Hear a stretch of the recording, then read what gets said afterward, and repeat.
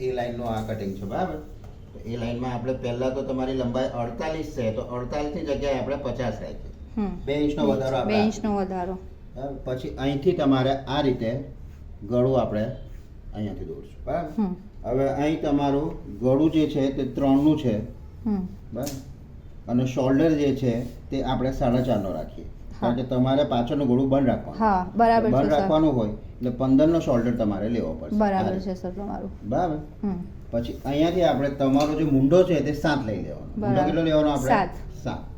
અહીં 15 ને અહીંયા 21. આ રીતે ચેસ્ટ, આપણા સીટ, કમર ને આ ચેસ્ટનો ભાગ રહેશે. હા.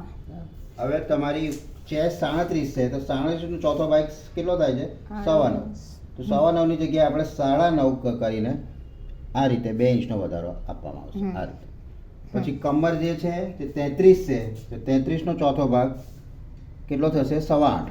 તો એમાં બી આપણે 1/2 ઇંચ 5 ઇંચનો વધારો લઈને 8.5 મૂકશું, તો પછી 2 ઇંચનો વધારો આપશું. આ રીતે. હવે આમાં સીટનો માપ લેવાની જરૂર નથી, કારણ કે એ લાઈનની અંદર નીચેથી ઘેર આવે, એટલે નીચે ઘેર આવે એટલે એ લાઈનમાં આપણે સીટનો માપ લેવાની જરૂર નહીં પડે.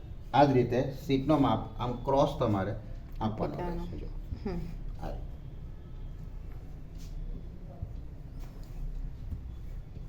ને અહીંથી 4 ઇંચ જેટલો આમ કવ, અને કહેવાય કવ. જો આ કવ આપ્યો, આ થઈ ગયું તમારું એ લાઈન. સર આ મુંડો? હા, મુંડો હવે તમારો આગળનો ભાગ પાછળ ના જાય એની માટે હું અહીંથી 1/2 ઇંચનો કટિંગ વધારે કરીશ. જો આ રીતે. આ ભાગ પાછળનો આવશે, પાછળના ભાગમાં 1/2 ઇંચ વધારે આપી દેવાનો, આગળનો ભાગ 1/2 ઇંચ ઓછો કરી દેવાનો. પછી આપણે આ કટ કરી દઈએ. અહીંથી પછી આપણે આ કાપ્યું.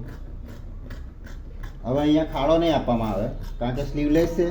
સ્લીવલેસમાં ખાડો આપશું તો એ ભાગ અંદર ચાલ્યો જશે. બરાબર. એટલે ખાડો નથી આપતા આપણે. આ જ રીતે સ્ટ્રેટ લઈ લઈએ આપણે.